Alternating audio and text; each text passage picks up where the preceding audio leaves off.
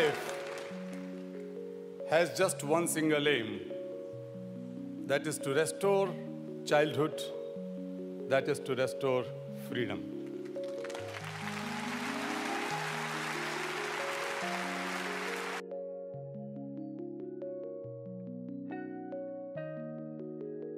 नमस्कार। साक्षात्कार के क्रम में आज हमारे साथ हैं शांति के लिए नोबेल पुरस्कार से सम्मानित कैलाश सत्यार्थी।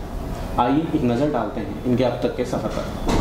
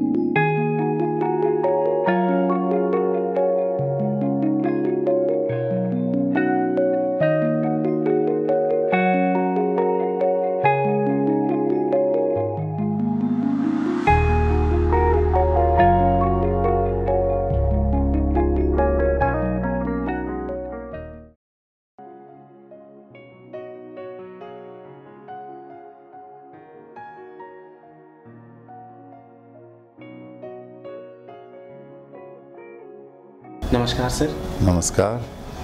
कैसे हैं आप? First class. सर, हम भारत की समस्या आज कुछ ऐसी है कि अगर हम घर से ऑफिस के लिए भी निकलते हैं तो रास्ते में हमें सैकड़ों ऐसे बच्चे दिख जाते हैं जो कुछ न कुछ कर रहे होते हैं। वो पेट के लिए करें या मजबूरी में करें, मगर उन्हें करना पड़ता है। लोगों की ये आदत सी बन गई है। इसके बावजूद भी आपने इस समस्या की तरफ ध्यान दिया और कितने ही सालों से आप बचपन बचाओ आंदोलन के लिए काम कर रहे हैं। तो बचपन बचाओ आंदोलन की ये प्रेरणा आपको कैसे मिली? जिस अभियान में आज आप इतने आगे निकल आए हैं, उस अभियान की शुरुआत कहाँ से हुई थी? देखिए, आपने बड़ी अच्छी बात करी कि जब हम जाते हैं तो हमें बच्चे कुछ करते ही दिखते हैं। कुछ बच्चे बहुत खुशी खुशी अपना बस्ता लेके स्कूल जाते दिखते हैं। कुछ बच्चे अपने माता पिता के साथ गुब्बारे खरीद रहे हैं, जिद कर रहे हैं खिलौने खरीदने की, ऐसे भी दिखते हैं। कुछ रास्ते में आइसक्रीम खाते दिखते हैं और कुछ ऐसे बच्चे हैं जो वो गुब्बारे बेचते हुए दिखते हैं, आइसक्रीम बेचते हुए दिखते हैं, सड़क को साफ़ करते हुए दिखते हैं, चाय की दुकान पे चाय बेचते हुए दिखते हैं। तो दिखते हमें सभी तरह के बच्चे हैं। जब मैं अपने स्कूल में पहली बार गया तो मैं अपने आप को देख रहा था कि मैं अच्छे से कपड़े पहने हुए, अच्छे जूते पहने हुए, नई किताब, नए सपनों को लेके स्कूल जा रहा हूँ। तब मैं करीब 6 साल का था। और दूसरी तरफ उसी दिन मैंने देखा कि मेरे स्कूल के बाहर एक बच्चा हमारी तरफ नहीं देख रहा है बल्कि हमारे जूतों की तरफ देख रहा है कि शायद हम उससे कुछ काम करा लें, जूते साफ़ कराने का या पॉलिश कराने का। हमारे जूते नए थे सबके, इसलिए कोई काम नहीं था देने को। तो बड़ी बुझी हुई आँखों से वो हमारी तरफ देख रहा था और मैं उसकी आँखों की तरफ देख रहा था। तो मैं स्कूल में अपने सपने, अपनी ज़िंदगी के मंसूबे लेकर तो गए ही गया, लेकिन साथ में उस बच्चे की उन सूनी आँखों को लेकर भी गया। और उसका नतीजा ये हुआ कि मैंने अपने हेडमास्टर से पूछा, मास्टर जी से पूछा, मित्रों से पूछा बाद में कि जब हम लोग सब स्कूल जाते हैं तो ये बच्चा बाहर बैठ के क्या काम करता है, क्यों करता है? सब ने कहा गरीब के बच्चे हैं, काम कर रहे हैं, कोई नई बात नहीं है, पेट पालने के लिए ऐसा कर रहे हैं। तो रोज़ सुबह मैं उसे देखता था और लौटते वक्त शाम को भी देखता था। तो एक दिन हिम्मत करके मैंने उस बच्चे से और उसके पिता से पूछ डाला। तो बच्चा थोड़ा शर्मीला था, लेकिन पिता से जब मैंने पूछा कि आप अपने बेटे को स्कूल क्यों नहीं भेजते, तो वो बोले, ओ, चौंक गए। बोले, ओ, मैंने तो कभी सोचा नहीं। तो हाथ जोड़ के मेरे से बोले, बाबूजी, हमारे तो बाप दादा यही काम करते थे, मैं भी यही करता था और अब बच्चा कर रहा है। फिर एकदम उन्होंने आसमान की तरफ देखते हुए कहा कि बाबूजी, आप शायद जानते नहीं हैं कि हम लोग तो मजदूरी करने के लिए ही पैदा होते हैं। तो मेरे लिए बहुत अजब तो लगा, लेकिन बहुत गुस्सा भी आया भीतर से। गुस्सा तो मुझे हर रोज़ आ रहा था, सवेरे से शाम से, जब मैं लौटता था, जाता था स्कूल, उसे देखता था।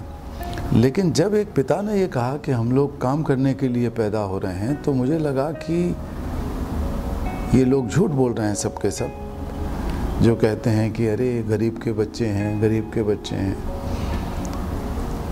और मुझे बहकाने की कोशिश कर रहे हैं। जबकि एक पिता सपना भी नहीं देख सकता कि वो स्कूल भेज सकता है अपने बेटे को। फीस बचा के और चीज़ें बचा के गरीब बच्चों को फीस भरने के लिए हम लोग चंदा इकट्ठा करने लगे, मैं उसमें लगा रहा। लेकिन फिर मेरे माता पिता चाहते थे, मुझे भी स्कॉलरशिप मिल गई, मैं स्कूल के बाद कॉलेज में चला गया, इंजीनियरिंग कॉलेज में। वहाँ से मैंने पढ़ाई लिखाई करी, पास होने के बाद फिर वहाँ पर पढ़ाया भी। लेकिन मैंने देख लिया कि मैं अपने पैशन के साथ, अपने दिल के साथ इंसाफ नहीं कर रहा हूँ। और मेरे मन में आ गया कि यार अगर आप अपने दिल के साथ इंसाफ करोगे और उसके पीछे चलोगे, तो दिमाग आपके पीछे चलेगा। सर, कैलाश शर्मा से कैलाश सत्यार्थी तक का ये सफ़र, इलेक्ट्रिकल इंजीनियर से लेकर नोबेल पुरस्कार विजेता तक का ये सफ़र कैसा रहा? मतलब ये एहसास जो बदला है कैलाश शर्मा से कैलाश सत्यार्थी तक, ये परिवर्तन कैसा रहा था? देखिए, ये संघर्षपूर्ण काम था सारा का सारा, क्योंकि जब मैंने काम शुरू किया, मेरे कुछ चंद साथी मेरे साथ शामिल हुए, तब ये कोई मुद्दा नहीं था समाज में, कोई जानकारी इसकी नहीं थी। लोग सोचते थे, जैसा मैंने कहा ना, कि गरीब के बच्चे हैं, काम कर रहे हैं, कोई नई बात नहीं है। भारत में कानून भी नहीं था, अंग्रेज़ का कानून था जिसे कोई पढ़ता जानता नहीं था, न इस पर कभी इस्तेमाल हुआ था। तो एक बने बनाए रास्ते पर कितना ही संघर्षपूर्ण रास्ता हो, चलना आसान है, पगडंडी पर भी चलना आसान है, लेकिन एक पहाड़ पर रास्ता बनाना और अपनी मंजिल तय करना बहुत मुश्किल चीज़ थी। लेकिन मुझे खुशी है कि हर जगह पर, मैं उस समय ख़ुद भी 25-26 साल का था और मेरे साथ नौजवान जुड़ते चले गए, और अब मैं ये महसूस करता हूँ कि बच्चों की, नौजवानों की ताकत पर यह आंदोलन फलता फूलता गया। और भारत में नहीं, बल्कि अब हम लोग करीब 140-50 देशों में काम कर रहे हैं। आपके ऊपर कितनी बार जानलेवा हमले हुए? बहुत हमले हुए हैं आपके ऊपर, आपको चोटें लगी हैं, और आज आप देश के महामहिम के साथ खड़े होकर आपने 11 तारीख को 100 मिलियन 400 मिलियन प्रोग्राम में ये परिवर्तन। देखिए, महामहिम के साथ खड़ा होना बहुत सम्मान की बात है, लेकिन मैं सम्मान से कहीं ज़्यादा महत्व देता हूँ प्यार को, विश्वास को। जब मैं किसी बच्चे को आज़ाद करता हूँ गुलामी से, और उसे एहसास हो जाता है कि वो आज़ाद हो गया, बेटियों को, लड़कियों को एहसास हो जाता है कि वो आज़ाद हो गई, और खुशी के जो आंसू उनके चेहरे से ढलकते हैं और वो कई बार मुझे चिपट लेते हैं, वो ज़्यादा ताकत देने वाली चीज़ है। फिल्में तो और चीज़ों पर भी बन सकती हैं, लेकिन तुम लोगों के मन में ये बात क्यों आई कि यही करना चाहिए, इस मुद्दे को समाज के सामने लाना चाहिए? ये ताकत वाली देने वाली चीज़ें हैं, क्योंकि इनमें कहीं स्पार्क है। सम्मान में स्पार्क नहीं होता, मोहब्बत में स्पार्क होता है। जब हम बच्चों के बारे में बात करते हैं, सभी आपने बताया कि लोगों की मानसिकता सी बन गई है कि गरीब का बच्चा है, काम कर रहा है तो कोई बड़ी बात नहीं। जब बच्चों के साथ काम करें, सबसे बड़ी मुश्किल तो यही होती है कि बच्चों को बताएं कैसे कि जो वो कर रहे हैं वो उनके लिए नहीं है, वो उनकी आज़ादी को छीन रहा है। बच्चों को ये बताना, उनके अधिकारों के प्रति बच्चों को जागरूक करना, ये कितना मुश्किल होता है? देखो, मुश्किल तो है, लेकिन अगर आप समय निकालेंगे, बार बार समय निकालना पड़ता है ऐसे काम के लिए। एक बार में बात समझ में नहीं आती, 2 बार, 3 बार, 4 बार प्रयास करने पड़ते हैं। अपने डिटर्मिनेशन की, अपने जज्बे की और अपनी प्रतिबद्धता की परीक्षा होती है उस वक्त, जब पहली बार में आपकी बात नहीं मानी गई, दूसरी बार में नहीं मानी गई। मैं बहुत सारे नौजवानों को जानता हूँ। मैं जब खुद भी 23-24 साल का था, एक लड़की को मैं पसंद करने लगा। उस लड़की को मैंने कई बार आगे पीछे घुमा, बातचीत की, मीठी मीठी बातचीत की, लेकिन मैंने हिम्मत नहीं हारी, बार बार ये करता रहा, क्योंकि मुझे वो लड़की पसंद थी। और मैं तब तक ये करता रहा जब तक कि वो मेरी उससे शादी नहीं हो गई। तो सुमेधा जी मेरी धर्मपत्नी हो गई। लेकिन इसमें तो कई बार मुझे प्रयास करने पड़े। तो जब ऐसी चीज़ के लिए मैं प्रयास कर सकता हूँ तो एक बच्चे को जो बहुत जिसे कहना चाहिए नाजुक है, जिसका दिल, जिसकी समझ भी कमज़ोर है, उसके साथ प्रयास करके अगर हम प्रतिबद्ध हैं, अगर हम भीतर से मजबूत हैं और सोचते हैं कि हम करके ही मानेंगे, तो बहुत मुश्किल भी नहीं है उतना। आपको उसी स्तर पर उतरना पड़ेगा उनसे, उनके साथ बातचीत में, लिबास में, उठने बैठने में, बोलचाल में। आप दूर से खड़े होकर किसी को कहोगे अरे तुम सड़क पर काम क्यों कर रहे हो बेटे, ये गलत बात है, और स्कूल चलो, स्कूल में अच्छी, वो भी सोचेगा ये ऐसे बुद्धू बना रहे हैं, मस्ती कर रहे हैं। तो आप 2 बार 4 बार जब उनके साथ बैठोगे, वहीं बैठ जाओ जहाँ वो बैठा है, उसको लगेगा अरे ये तो कुछ हमारे साथ बराबरी का व्यवहार कर रहा है, तो बात समझ में आएगी। उसकी दिक्कतों को समझने की कोशिश करो पहले, अपनी बात थोपने से पहले, तो उसकी समझ में आएगी। तो ये बहुत संभव है। मैंने ऐसा बिना भाषा जाने भी किया। मैं अफ्रीका में ऐसा करता हूँ, इशारों में करता हूँ, लैटिन अमेरिकी देशों में ऐसा करता हूँ, दुनिया के दूर दराज के इलाकों में जहाँ उनकी सरकारों के लोग नहीं गए, अफ्रीकी देशों में, वहाँ जाके बच्चों के बीच में ऐसा करता रहा हूँ, अब भी करता हूँ। ये जो आपने जागरूकता की बात की, जब तक जागरूकता नहीं आएगी तब तक ये हो नहीं पाएगा। इसी की दिशा में एक कदम है हमारा ये प्रोग्राम 100 मिलियन फॉर 100 मिलियन।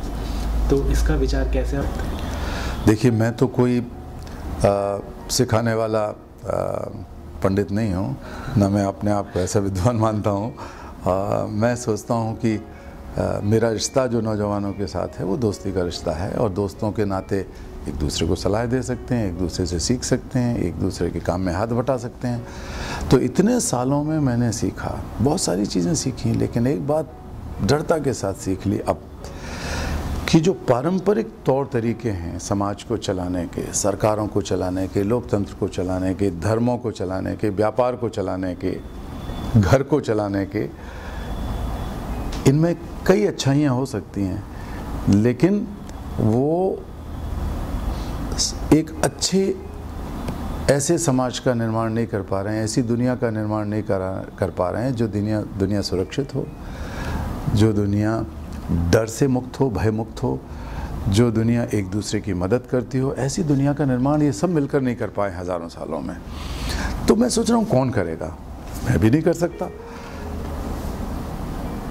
ऐसी दुनिया का निर्माण करेंगे हमारे बच्चे और नौजवान, क्योंकि उनमें ताकत है, ऊर्जा है, स्फूर्ति है, उत्साह है, उमंग है, लेकिन सबसे बड़ी चीज़ उनके अंदर एक सरलता है। सर, अब हम समय को थोड़ा बांधेंगे। मैं आपसे कुछ सवाल पूछूंगा और उन सवालों के जवाब आप बस एक शब्द में देंगे। मेरा सवाल होगा, आपका जवाब बस एक शब्द, ठीक है? ठीक है। सर, पहला सवाल, आपके अनुसार आज भारत की सबसे बड़ी समस्या क्या है? भारत की सबसे बड़ी प्रॉब्लम क्या है? मुश्किल सवाल है, बहुत सारी समस्याएं हैं, लेकिन सबसे बड़ी समस्या है बच्चों और नौजवानों को प्राथमिकता न मिलना। दूसरा सवाल सर, जब किसी बच्चे को मजदूरी करते हुए देखते हैं, जब किसी बच्चे को काम करते हुए देखते हैं, दिमाग में सबसे पहला ख्याल आता है, वो क्या है?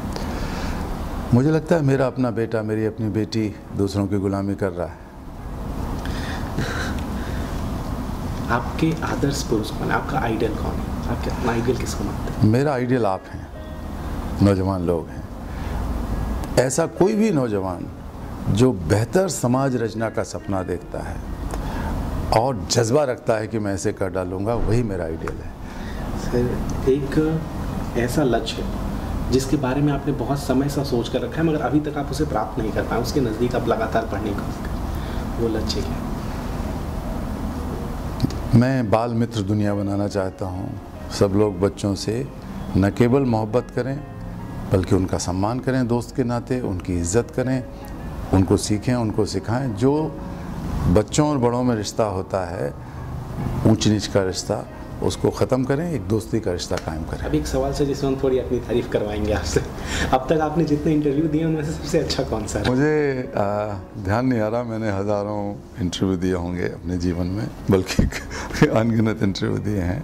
हम सामने आप हमारा नाम बता सकते हैं। लेकिन तुम लोगों का इंटरव्यू भी बहुत बहुत बढ़िया है, इसमें कोई दो राय नहीं है। क्योंकि इसमें एक तुम्हारे इंटरव्यू में सबसे बड़ी बात है कि इसमें एक ताजगी है और ताजगी बहुत बड़ी ताकत है।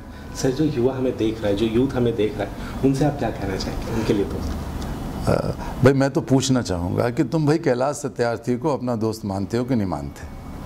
अगर मानते हो तो हाँ करो, और अगर हाँ करते हो तो 100 मिलियन फॉर 100 मिलियन का हिस्सा बनो।